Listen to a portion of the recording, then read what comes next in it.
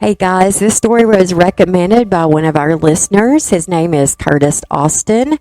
So shout out to Curtis. I want to thank you for this crazy story. If you have a story that you'd like for me to do, feel free to email us. You can do that on our website. That would be www.southernsassproductions.com, or you can go to my Facebook. It's the Raven Knox. Anyway, this is a story that happened in a small town called Paris, Illinois, where you have to go all the way back to 1986. It's a story that includes murder, lies, politics, and a murder that could or could not be solved. So join me as we dig in and try to figure this all out. Please note that the content of this recording may contain graphic material, including torture, and explicit language may be used. The opinions are of my own and may be offensive to some listeners. They are my opinions. Everyone has them, and if you do not agree, then ignore them like an adult and move on. Listener discretion is strongly advised. Hey Ravens, welcome to the Ravens Knock. I'm your host, Amy. I want to thank you guys for liking, sharing, and subscribing, and also referring your friends. If you're not a premium member, you can do so for $7 a month, which is like a cup of coffee. It does help the show out, as podcasting is not free. And you get ad-free content, bonus episodes that no one else gets. And with that said, let's go ahead and get started. Karen Rhodes was on top of the world. She had just married the man of her dreams, Dyke. She had a good job, and they had a home. Life was bliss, except for one thing. Karen knew too much.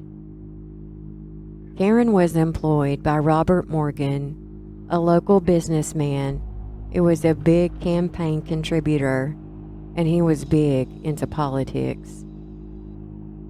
It has been said that one day, just by pure chance, Karen had seen some machine guns in the open trunk of his car while walking by. He told her, "You shouldn't have seen this." This terrified her so much that she thought about quitting her job. It wasn't long after that the fire department responded to a house fire at 4 a.m. one morning, but it was no accident. Karen and her new husband, Dyke, had been stabbed to death, and the house had been set on fire. Interesting. Do you believe in coincidences? Well, I don't. The police didn't have any leads for a while, but then they ran into the town drunk. Every town has one. This person said they happened to be there on the night of the murder, but were they really? He had holes in his story, and he was also drunk that night, so the police took his story with a grain of salt, until another person said they were with the accused at the bar on the night of the murders. The police ended up putting both of their stories together and ended up charging two men with the murders. But did they really do it? An arson investigator for the Illinois State Fire Marshal testified that when the fire department arrived at Karen and Dyke's house in Paris at 4:39 a.m. on July 6, 1986, the house had probably been burning for approximately 40 minutes. He said he believed the fire was an intense, fast fire with a short duration. A crime scene technician with the Illinois State Police testified that the bodies of Karen and Dyke had been removed from the house by the fire department because they had a fear that the entire house would be burned, including the bodies. He said the crime scene, including the bodies, was damaged by heat, fire, water, and soot. all of which affected his ability to obtain physical evidence. He also testified that no latent fingerprints were found anywhere in the house, not even those of the two deceased who lived there. The police took 2 men into custody and ended up charging them. A forensic scientist and a forensic serologist testified that they had examined certain items of physical evidence and obtained from the crime scene, and they were unable to make any conclusive determinations regarding the identity or type of blood. A latent print examiner testified that he was unable to find any latent prints on any of the objects which were suitable for comparison purposes. A second forensic scientist testified that he examined head and pubic hair from both of the defendants, the decedents, and from the crime scene, and concluded that all the human hairs submitted to him were consistent with either Karen or Dyke, and no hairs were identified as being consistent with either Herbert, Randy, or any unknown parties. The primary evidence against Herbert was the testimony of Deborah Reinbold and Darrell Harrington, both of whom testified that they were at the Rhodes residence on the night the murders were committed. Deborah testified pursuant to a plea agreement whereby she pleaded guilty to concealment of a homicidal death by altering evidence. She admitted she had a dependency on alcohol and drugs for her entire adult life, and in July 1986 she had used codeine, cocaine, marijuana, and alcohol on a regular basis. She testified that on February 16, 1987, she had voluntarily contacted the police and had given a knife to Detective Parrish, which was the murder weapon. Deborah testified that Herbert knew Dyke prior to the murders and that she had accompanied Herbert on 2 prior occasions when he had gone to their house to discuss drug deals. She also testified that Herbert had referred to Karen as his dream girl, and he had told Deborah that Karen had slapped him in response to an obscene suggestion that he had made.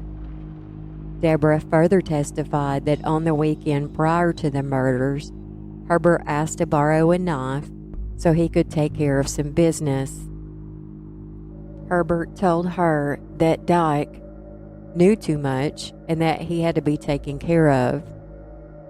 She overheard Dyke tell Herbert that he wanted out, and Herbert tell Dyke that he could not just get out of drug deals in that manner. Dyke later returned with some money and told Herbert, "I'm out." And Herbert told her that he was going to get his dream girl. Deborah then testified on the night of the murders that she saw Herbert, Randy, and Darrell Harrington and an unknown man together at a bar in Paris. Herbert told her that they were going to have some fun and take care of some business. Herbert borrowed her red Bic lighter and did not return it. She then drove by herself to Karen and Dyke's house and went upstairs, where she observed Herbert and Randy stabbing Dyke, and she held Karen down, and the 2 men came over to Karen and cut her throat. Deborah said that when she left the bedroom, there was blood all over, and the mattress was at an angle off the bed. She said she remembered a bedsheet being used to wipe the blood, and that there was a shower in the basement. She said the next morning Herbert gave her the knife, which she cleaned.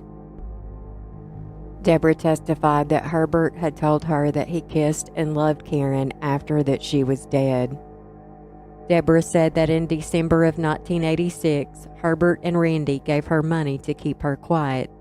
She said she used the money to make double car payments and double cable TV payments. Deborah's testimony was discredited in part because of her testimony she had not worked at her job at Paris Healthcare Center on the evening of July 5th and had either clocked herself in and left, or had a friend to clock her in and out of work.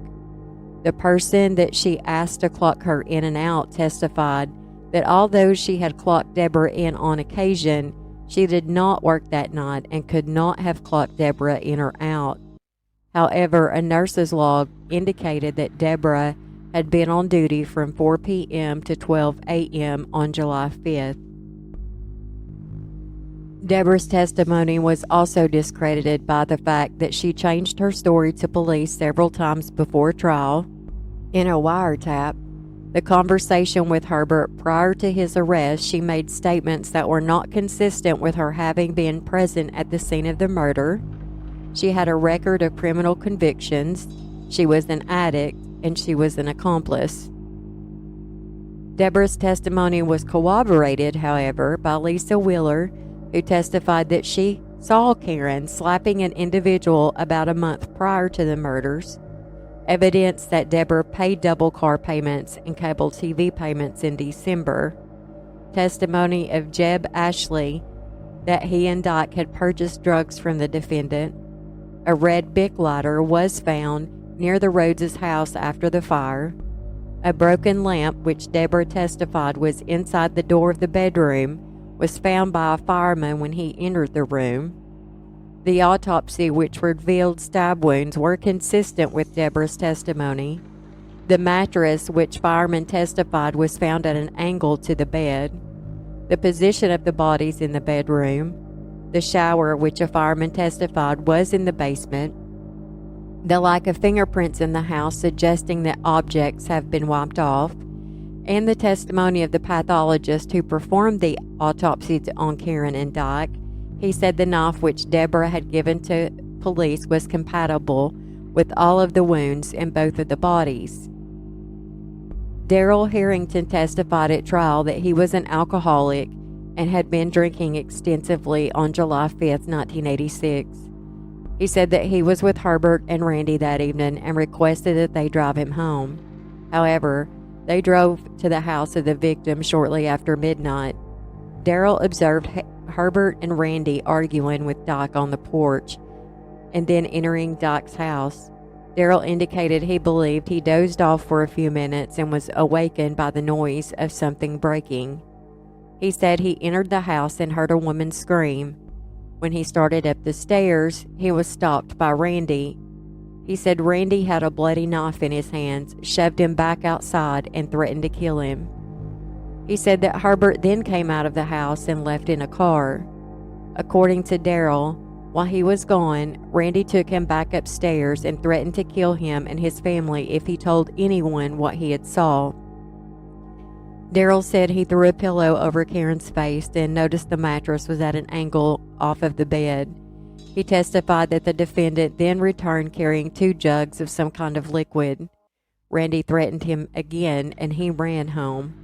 Darrell said he finally went to the police on September 21st, 1986 because he was just tired of living with it.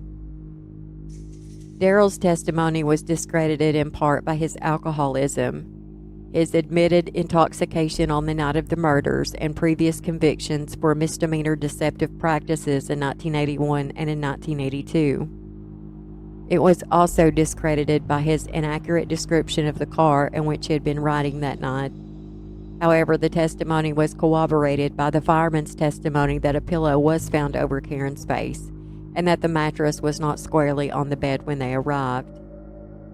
Other witnesses for the state included several firemen who testified to the events during the fire and, as indicated, corroborated Deborah and Darrell's testimony regarding the murder scene. Jeb Ashley, who corroborated the prior drug transactions between Dyke and Herbert and testified that both Dyke and Karen were athletic. Carol Arbuckle, the defendant's girlfriend during the summer of 1986, who testified that Herbert had warned her that something big and bad was going to happen on July 4th weekend and later told her that Randy had been the killer, and Ruth Murphy, a friend of Herbert and Randy, who testified that in October 1986 that Herbert was upset and crying about the murders and indicated Karen had been stabbed 26 times and would have gargled when she died. Murphy testified that on the night of the murder, she saw Randy, and he was dressed in long pants. Although Randy did not testify, Christy Ferris and Nanette Klein testified Randy was with them and not Herbert on the night of the murders. Ferris indicated she met Randy at 9 or 9:30 that night, and he left about 10 or 10:30 to take care of some business, and then he returned about 12:30 or 1 wearing cutoffs. She said she then stayed at Randy's apartment until 3 or 3:30 in the morning of July 6th. She said he was slightly intoxicated. She was slightly intoxicated and fell asleep, but to her knowledge, Randy did not leave while she was there. Klein testified, however, that she was sitting outside of Randy's apartment building and saw him leave in his car around 3 a.m. to mail an unemployment letter. She said he returned approximately 10 minutes later, and she and Ferris went home. Elaine Armstrong, a bartender at Joe's Blue Lounge, testified that she saw Herbert several times on July 5th, and she did not see him with Daryl on that date. Herbert's daughter, Brittany Whitlock, testified that she was with her father on the 4th of July, 1986, and she went water skiing with her father at noon on July 6th, but she could not remember whether she saw her father on July 5th. Nancy Landon testified that she was with Herbert from approximately 9:15 p.m. on July 5th between 11:30 and 12:30 when she dropped him off at his parents' house in Paris. She said he was dressed in jeans and a blue Thousand Trails t-shirt. Herbert's father testified Herbert arrived at his home between 12 and 1 a.m. on July 6th and remained there watching television until 4:30 a.m. when his father went to bed. Herbert's mother testified that Herbert, who had a house in the country, had been living with his parents in the spring of 1986 because he had lost his driver's license following a DUI conviction and could not drive. She also testified that she did Herbert's laundry and had picked up a blue Thousand Trails t-shirt at Herbert's home 2 or 3 weeks prior to his trial and had found no bloodstains on it. Herbert called other witnesses to discredit the state's witnesses, and finally he testified on his own behalf. Herbert denied knowing Dyke and Karen Rhodes, denied visiting the residence, and denied knowing where the residence was, and denied any involvement in the murders. He said Dyke and Karen never owed him any money, and he never sold drugs on credit. Herbert further stated that he did not know Deborah in July of 1986 and did not borrow a lighter from her, and denied telling her that he had kissed and loved Karen after she was dead. He also said that he was dating and was very much in love with Carol Arbuckle on July of 1986 and denied telling anyone that Karen was his dream girl. Herbert said that he had met Daryl Harrington in the early 1980s, but after his first encounter he had not ever spoken with or confided in Daryl. Herbert testified that he did not see Randy at all on July 5th or 6th in 1986, but acknowledged that after the two of them had been questioned regarding the murders on July 9th, he felt like that he was considered a suspect. Herbert said that he believed he had been accused by Deborah and Daryl because he had been taken out of a public place, which was a tavern, for questioning and because of all the rumors involving him and the crime. Finally, Herbert said that he did not have a valid driver's license in the summer of 1986 and denied having operated a motor vehicle during that time. The state presented rebuttal witnesses Chris Eldridge, Carol Arbuckle, and Deputy John Landrum, all of whom testified they had seen him driving his car in the summer months of 1986. Herbert argues that the evidence against him was not sufficient to find him guilty of the murder of Karen beyond a reasonable doubt. He maintains the jury's finding of not guilty of the murder of Dyke Rhodes is an indication that the verdict was a compromise and that the jury was not convinced beyond a reasonable doubt as to either murder. Herbert further notes that he had 3 unimpeached alibi witnesses, his father, Nancy Land, and Christy Ferris, all of whom indicated they were with Herbert and Randy at some point between 11:30 p.m. and 1 a.m. on July 5th and 6th. However, none of the alibi witnesses accounted for all of the time between 11:30 and 1 a.m. Nancy Land said that she left the defendant at his parents' house sometime between 11:30 or 12. His father testified Herbert arrived at his house between 12 and 1. Christy Ferris indicated that she saw Randy around 10:30 on July 5th, and he joined them at another bar between 12:30 and 1 o'clock. Finally, Nanette Klein also testified that Randy joined them between 12:30 and 1 o'clock. The state theorized that the murders occurred between 12:15 and 1 a.m. on July 6th, and the fire was started after. None of the alibi witnesses preclude Herbert and Randy's participation in the murders. Detective James Parrish testified at trial that the distance between the American Legion bar, where Deborah said Herbert and Randy had been, and the Rhodes residence is 1.7 miles and took 3 minutes to travel by car. The distance between American Legion bar and Herbert's residence was approximately 1 mile and took approximately 2.25 minutes to travel by car. The distance between the Rhodes residence and the Whitlock's residence was 1.8 miles and took approximately 3 minutes to travel by car. In addition, Ruth Murphy testified that Randy had been neatly dressed in long pants when she saw him early in the evening on July 5th, but Ferris testified that when Randy returned to the bar between 12:30 and 1, he was wearing cutoffs. The state argues that gave Randy time to commit the murders and then go home and change clothes. The state further theorized that rather than mailing the unemployment letter at 3 a.m. on Sunday morning, as he had told Nanette Klein he was doing, he might have used the time to drive by the Rhodes house to see if it were burning. After Klein and Ferris left, the state argued he could have returned to set the second fire. Nancy Lynn's alibi was also not conclusive. She said that she had dropped the defendant at his parents' house between 11:30 and 12:30.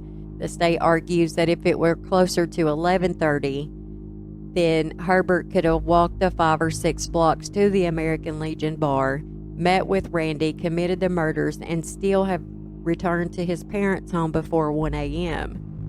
Carol Arbuckle testified that Herbert told her, "Don't you know Randy killed those people?" And Ruth Murphy testified that Herbert told her, "If he had talked to someone, they'll get me too." Herbert maintains the most damaging evidence against him came from the 2 admitted alcoholics, both of whom were intoxicated to some extent at the time of the murders, and their testimony was so incredible and improbable that it must have raised some reasonable doubt. Now, they both were found guilty, and Herbert got life because he only was found guilty for the murder of Karen, and Randy got death because he was found guilty for both. But the story doesn't end there. Now, the defense done a horrible job in this case when it comes to Randy.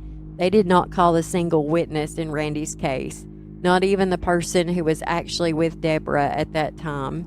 In 1988, Darrell admitted that the police gave him information on the case and told him to alter his story.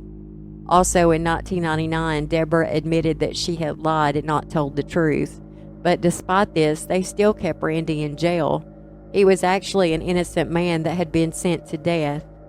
On appeal, his death sentence had been commuted to life without parole, but he was still in there despite the main witnesses saying that they had lied and the other had been made to alter their story.